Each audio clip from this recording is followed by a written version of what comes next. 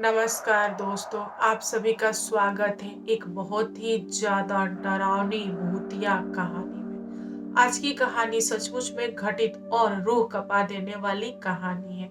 कहानी को सुनाने से पहले मैं आप लोगों से जानना चाहती हूँ कि क्या आप लोगों ने मुझे सब्सक्राइब किया है?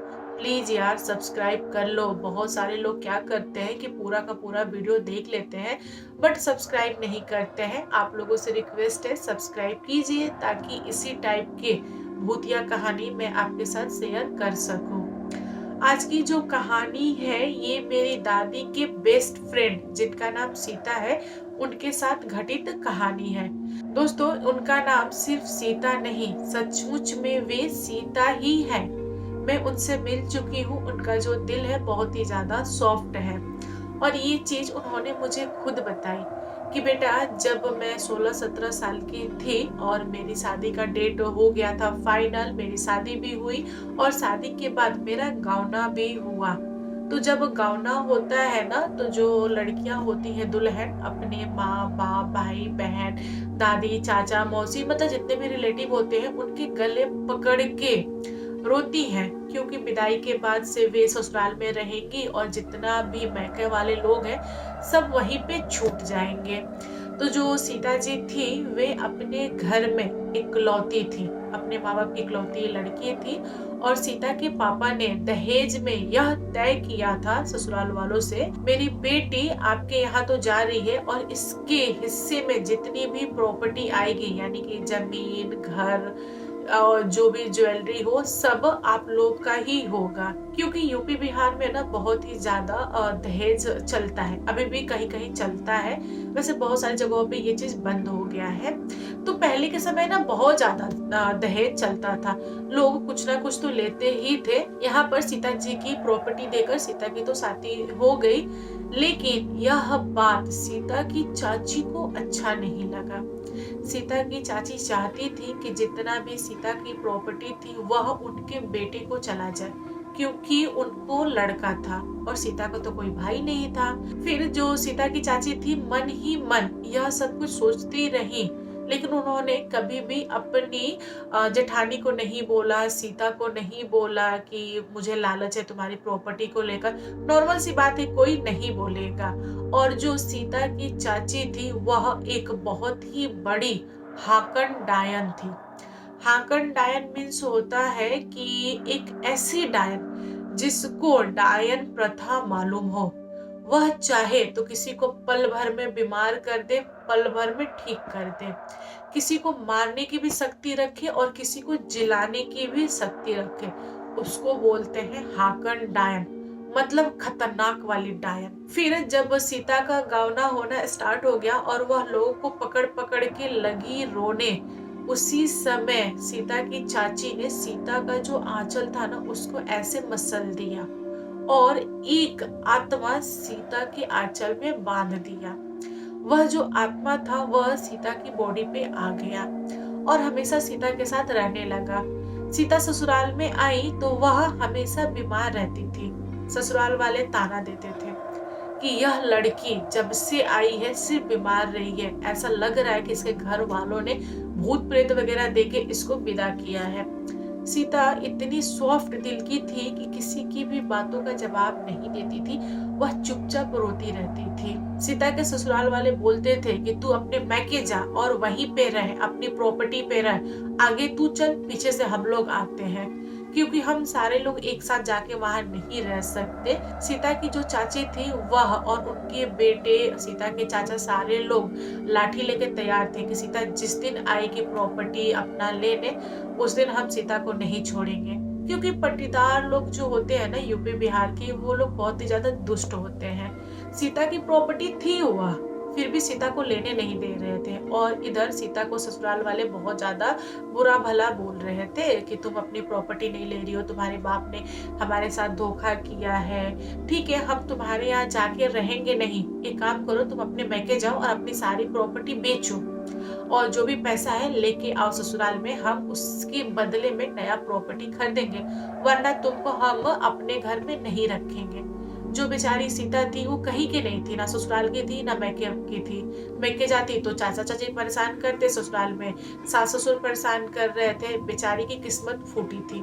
उसको सिर्फ एक ही चीज आता था, सिर्फ रोना और रोना। इन चीजों के बीच में एक चीज सीता के साथ अच्छा था कि जो सीता के पति थे वो बहुत ही अच्छे इंसान थे।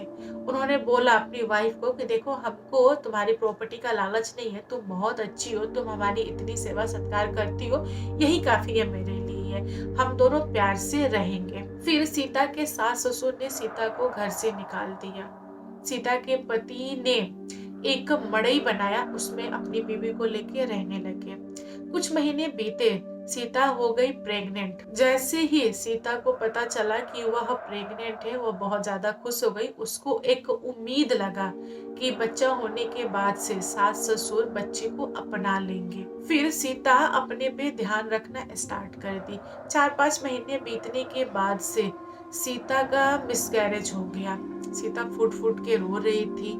उसको पता नहीं चला कि आखिर ये क्यों हुआ। फिर कुछ महीनों बाद दोबारा सीता प्रेग्नेंट हुई। सेम घटना घटित हुई। फिर 1-1.5 साल बाद सीता दोबारा प्रेग्नेंट हुई। यहाँ पर सीता को बहुत ही बुरे बुरे सपने आने लगे। उसको ऐसा लग रहा था कोई उसको मार रहा है, पीट रहा है, जबरन उसका बच्चा छीन रहा है। सीता यह बात अड़ोस पड़ोस के लोगों से बोली। तो अड़ोस पड़ोस में ना, जो पुराने समय में बुढ़िया होती थी, दादी वगैरह, उन्होंने सजेस्ट किया सीता को कि बेटा एक काम करो, तुम किसी पंडित या तांत्रिक को दिखा लो कि तुम्हारे साथ कोई प्रॉब्लम होगा तो वो लोग हल कर देंगे। यहाँ पर सीता बोली कि ठीक है, लेकिन उसने कभी भी किसी से नहीं दिखाया, क्योंकि वह दुल्हन थी और घर से बाहर निकल नहीं पा रही थी। और अपने पति को बोली तो पति बोली कि ठीक है, कभी दिखा दिया जाएगा, हो सकता हो कि तुम्हें कोई प्रॉब्लम हो, वैद्य वगैरह देखे तो ठीक हो जाए। यह सब फालतू होता है, कुछ भी भूत प्रेत ये सब होता नहीं है। मतलब सीता के पति नहीं मानते थे, सिंपल सा मेरा ये कहना है। बेचारी सीता चुप हो गई। साल भर के बाद से वह दोबारा प्रेग्नेंट हुई। उसके साथ फिर घटना घटित हो गई। यहाँ पे सीता के साथ यह समस्या हो गया था कि वह प्रेग्नेंट तो हो जाती थी, लेकिन जो बच्चे थे वो 2 महीना, 3 महीना, 1 महीना पे खराब हो जाते थे। गांव की औरतें और सीता की सास ताना देने लगी कि इसका तो कोख मराच हो गया है, इसको कभी भी बच्चा नहीं होगा।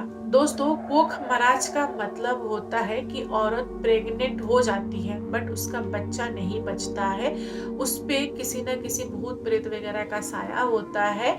जैसे ही उस भूत प्रेत को पता चलता है कि औरत प्रेग्नेंट है तो उस बच्चे को वो छीन ले जाता है और मिसकैरेज हो जाता है, उसको कहते हैं कोख मराज। इसका बस एक ही उपाय है कि जितना जल्दी हो सके उस आत्मा से छुटकारा पा लेना।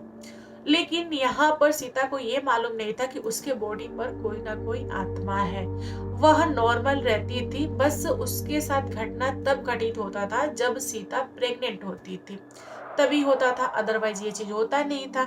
सीता ने गांव की औरतों की बातें सुनकर बहुत सारे कुंड में जाके नहा भी लिया। बहुत सारे लोग बोलते हैं कि कोई कुंड होता है पानी वानी का, उसमें नहा लो तो आपका कोख मराज खत्म हो जाता है। जिंदा छोटी सी मछली निगल जाओ, मतलब बिना पानी वानी का, तो उससे भी कोख मराज सही हो जाता है। ऐसे बहुत सारे अंधविश्वास वाली चीजें सीता ने किया, क्योंकि उसको बच्चा चाहिए था, उसका कोख सुना था। सास ससुर उसको नहीं मानते थे, मैका वो जा नहीं सकती थी, वो तो सिर्फ और सिर्फ प्रॉब्लम में ही थी, लेकिन कुछ भी हल नजर नहीं आ रहा था। दोस्तों, इतना कुछ हो जाने के बाद से सीता शांत बैठी थी, रो रही थी। तभी उसको अचानक से एक आवाज सुनाई दी कि भिक्षा दो। सीता घूंघट लेके गेट के सामने आई और उसने देखा कि सामने एक इंसान है जो बैल के साथ घूम रहा है और भिक्षा मांग रहा है। वह घूंघट के अंदर से ही बोली कि बाबा, मेरे पति नहीं है, आप थोड़ी देर बाद आइए, तब मैं आपको भिक्षा भिजवा दूंगी, मैं बाहर लेके नहीं आ सकती इस मड़ई के गेट से। तो जो साधु था उसने बोला कि एक काम करो बिटिया, तुम भिक्षा दे दो मुझे, ऐसे होता ना डलिया वगैरह में ले लो और गेट के सामने रख दो, मैं वहां से उठा लूंगा।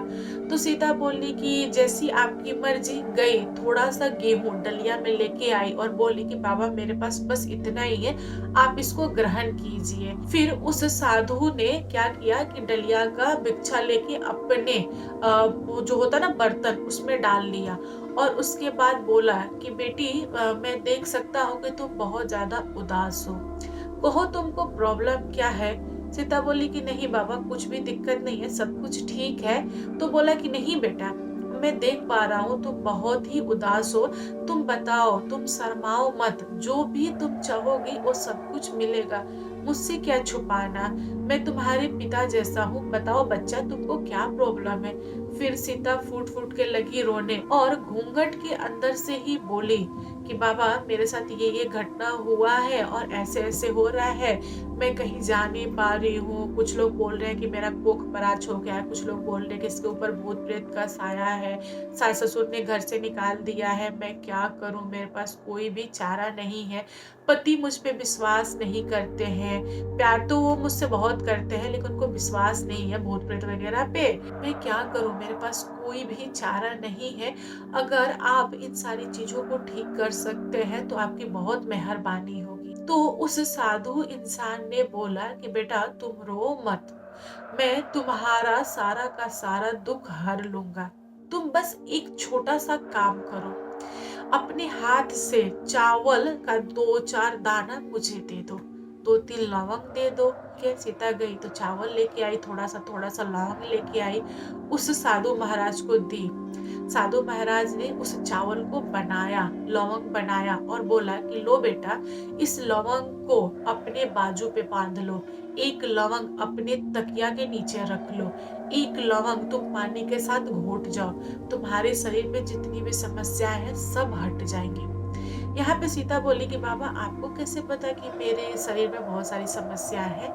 तो उस साधु महाराज ने बताया कि देखो बेटा, यह सब कुछ तुम्हारे साथ सालों से हो रहा है क्योंकि इस चीज को दिया गया है, तुम्हारे ऊपर एक आत्मा है, जब भी तुम प्रेग्नेंट होती हो तब वो तुम्हारे बच्चे को ले लेता है, क्योंकि उस आत्मा को तुम्हारे बच्चे का खून उसके मुंह लग गया है और वो कभी नहीं चाहता कि तुम्हारा कोई भी बच्चा हो, घर परिवार बसे। सीता रोती हुए पूछी कि कैसे बाबा, बताइए आखिर मैंने क्या किया है, क्यों ये सब कुछ हो रहा है मेरे साथ। तब उस साधु ने बताया कि देखो बेटा, तुम बहुत अच्छी हो, तुमने कभी भी कुछ भी नहीं किया है, तुमने सबके साथ अच्छा ही किया है, लेकिन तुम्हारी चाची ने यह सब कुछ तुम्हारे साथ किया। जब तुम्हारी विदाई हो रही थी तो तुम्हारा आंचल मसल के इस आत्मा को तुम्हारे साथ लगा दिया ताकि तुम्हारा बच्चा ना हो और वह बच्चा आकर तुम्हारी प्रॉपर्टी ना ले, क्योंकि चाची को पता है कि तुम लड़की हो, तुम जाके अपने हक के लिए नहीं लड़ सकती, लेकिन तुम्हारा होने वाला बच्चा तो लड़ सकता है ना, वह तो तुम्हारा प्रॉपर्टी ले सकता है ना। इसी वजह से तुम्हारी चाची ने यह सब कुछ किया है। यहाँ पर सीता का माथा ठनक गया। उसने बोला कि नहीं बाबा, हमको प्रॉपर्टी नहीं चाहिए, मैं कभी नहीं जाऊंगी प्रॉपर्टी लेने, बस आप मेरे पे एक कृपा कर दीजिए, मुझे बस एक वारिस चाहिए, कुछ ऐसा कीजिए ताकि मुझे एक बच्चा हो जाए। तब उस साधु महाराज ने बताया कि बेटा एक काम करो, ये 2 कौड़ी लो, एक कौड़ी तुम अपने हाथ में या गले में या कमर में बांध के पहन लो काला धागा में, एक कौड़ी अपने सिरहाने रखो जहाँ पे तुम सोती हो, और जब तुमको ऐसा लगे कि तुम प्रेग्नेंट हो, उस दिन से तुम हनुमान चालीसा पढ़ना स्टार्ट करो और घर में आहुति वगैरह जला के रखो, लुहान जला के रखो। उससे क्या होगा कि घर एकदम तुम्हारा पवित्र हो जाएगा। और घर में गंगा जल छिड़क के रखो, घर में एक तुलसी का पौधा लगाओ, तुम पूजा पाठ करो, तुम्हारे साथ सब कुछ अच्छा होगा। तो सीता ने उस साधु महाराज की सारी बातें सुनी और उनको बोला कि ठीक है महाराज, आपका बहुत बहुत धन्यवाद, आगे मैं ऐसा ही करूंगी। और सीता ने साधु महाराज की कही हुई सारी की सारी बातें मान ली। कुछ साल बाद सीता के 2 जुड़वा बच्चे हुए, एक लड़का और एक लड़की। सीता बहुत खुश थी। दोस्तों, बच्चा होने के कुछ महीनों बाद सीता ने क्या किया कि अपनी प्रॉपर्टी का पेपर बनवाया और अंगूठा लगाकर अपने मैके भिजवा दिया चाची के यहाँ, और यह खबर दिलवा दिया कि चाची, आपने जो कुछ भी किया ठीक नहीं किया। थोड़ी सी प्रॉपर्टी के लालच में आपने इतना कुछ किया, मैं आपको माफ कर रही हूँ, लेकिन भगवान माफ नहीं करेगा। भगवान जरूर न्याय करेगा और मुझे इस पे विश्वास है। दोस्तों, उस दिन के बाद से सीता कभी भी अपने मैके नहीं गई और सीता के सास ससुर भी आगे चलकर सीता को अपना लिए। सीता जो कुछ भी चाहती थी अपने लाइफ में सब कुछ पाया। दादी के साथ इतनी बड़ी घटना घटित तो हो गई थी, और दादी से जब मैंने पूछा कि दादी एक बात बताइए, पहले के लोग कुछ और नहीं सीखते थे क्या? उनको डाइन भूत प्रेत वगैरह में क्यों इतना दिलचस्पी होता था? तो दादी हंसने लगी और बोली कि देखो बेटा, पहले के समय में क्या था ना कि औरतों के पास कुछ करने के लिए था नहीं, इसलिए वह आत्माएं, भूत प्रेत, जादू टोना ये सब करती थी। फिर मैंने दादी से पूछा कि दादी, कभी आपने भूत प्रेत वगैरह देखा है क्या अपनी आंखों से? तो दादी ने बताया कि नहीं बेटा, देखा तो नहीं है, बट मैंने महसूस किया है। ये सब कुछ जो मेरे साथ हुआ ना, यह सब कुछ मेरे बॉडी पे था। मुझे महसूस होता था बहुत ज्यादा, मेरी बॉडी को दर्द होता था, मेरे शरीर में खून नहीं रहता था, मैं बीमार रहती थी। मैंने उसको महसूस किया है, बट अपनी आंखों से देखा नहीं है। तो दादी की ये बातें मेरे रोंगटे खड़े कर गई। आज की कहानी आप लोगों को कैसी लगी कमेंट करके बताइएगा। कहानी पसंद आए तो लाइक एंड शेयर कीजिएगा, और मेरे चैनल पे न्यू आए हो तो चैनल को सब्सक्राइब करना। और हाँ, अगर इसी टाइप की आपके पास कोई भी भूतिया कहानी हो तो मेरे साथ शेयर कीजिएगा। अगली वीडियो आपकी कहानी पे। Bye bye.